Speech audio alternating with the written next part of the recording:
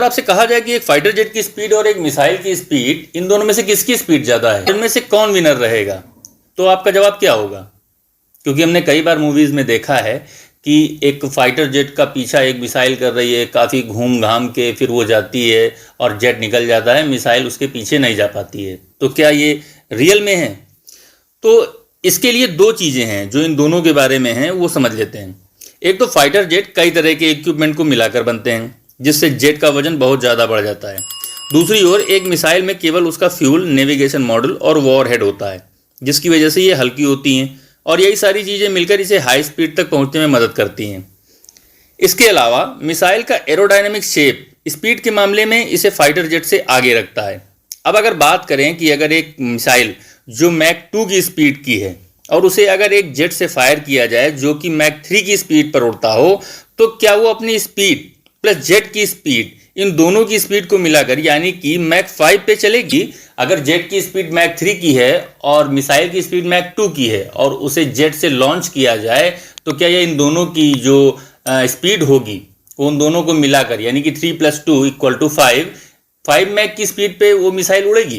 तो ये मान लेते हैं कि एक मिसाइल जो मैक 2 की स्पीड से चलती है और ऐसी मिसाइल को एक मैक 3 की स्पीड वाले जेट से छोड़ने पर एक अनबियरेबल एयर फ्रिक्शन और मैक शॉक लगेगा, क्योंकि इस मिसाइल को इस तरह की स्पीड को झेलने के लिए डिज़ाइन ही नहीं किया गया। जेट के लिए हवा में मिसाइल को दागना आम बात है, लेकिन ये भी ध्यान देने वाली बात है कि वो किस जेट से किस तरह की मिसाइल फायर करते हैं या कर सकते हैं। तो जेट्स हमेशा ऐसी मिसाइल दागते हैं जो जेट्स के कंपेयर में ज़्यादा स्पीड से चलने के लिए डिज़ाइन की जाती है, यानी कि मैक 2 पर उड़ने वाला जेट मैक 3 स्पीड की मिसाइल को दाग सकता है। लेकिन इसका मतलब ये नहीं है कि मिसाइल जेट और अपनी स्पीड दोनों को मिलाकर यानी कि 5 मैक की स्पीड से उड़ेगी, क्योंकि मैक 2 की स्पीड से मिसाइल फायर करने पर सेफली मैक 3 की स्पीड तक पहुंच सकती है, क्योंकि उसे मैक 3 की स्पीड पर चलने के लिए डिज़ाइन किया गया है। जैसे एक मैक 2 की स्पीड पे उड़ने वाली मिसाइल को अगर मैक 3 की स्पीड पे उड़ने वाले जेट से फायर किया जाए तो मिसाइल को काफ़ी ड्रैग फोर्स का सामना करना पड़ेगा, और वो भी तब जब वह जल रही हो यानी कि बर्न आउट हो। तो अगर एक मिसाइल जिसकी मैक 2 की बर्न आउट स्पीड तक जाने की कैपेबिलिटी है,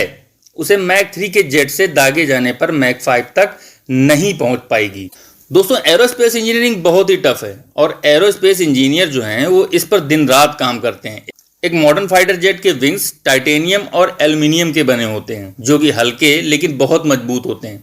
जो हवा के हाई प्रेशर का सामना बहुत अच्छे तरीके से करते हैं। 2 लड़ाकू जेट, लॉकहीड मार्टिन का SR-71 और MiG-31 फॉक्सबैट, इन दोनों को अब तक का सबसे अच्छा लड़ाकू जेट माना जाता है और ऐसे दावे किए जाते हैं कि अगर उनके पीछे मिसाइल भी छोड़ी जाए तो वो मिसाइलों से आगे निकल सकते हैं, क्योंकि SR-71 ब्लैकबर्ड साधारण उड़ान में मैक 3 से भी ज़्यादा की स्पीड पर उड़ान भर सकता है। लेकिन ये पूरा सच नहीं है, क्योंकि कई मिसाइलें और भी हैं जो इससे कहीं ज़्यादा स्पीड में उड़ती हैं और इसे हिट कर सकती हैं, जैसे MIM-104 पैट्रियट, ये 5 मैक की स्पीड तक उड़ सकती है। हालांकि लॉकहीड का SR-71 ब्लैकबर्ड दुनिया का सबसे तेज़ जेट है और इसकी टॉप स्पीड 3500 किलोमीटर प्रति घंटा है। तो मतलब ये कि ज़्यादातर मिसाइलों को ये पीछे छोड़ सकता है। हालांकि ऐसा तब होता है जब कम स्पीड की मिसाइल अपने से ज़्यादा की स्पीड के फाइटर का पीछा कर रही हो, तब वो जेट मिसाइल को पीछे छोड़ सकता है, क्योंकि जेट्स को ऐसे डिज़ाइन किया जाता है जिससे वो लंबे समय तक हाई स्पीड मेंटेन कर सकते हैं, जबकि मिसाइल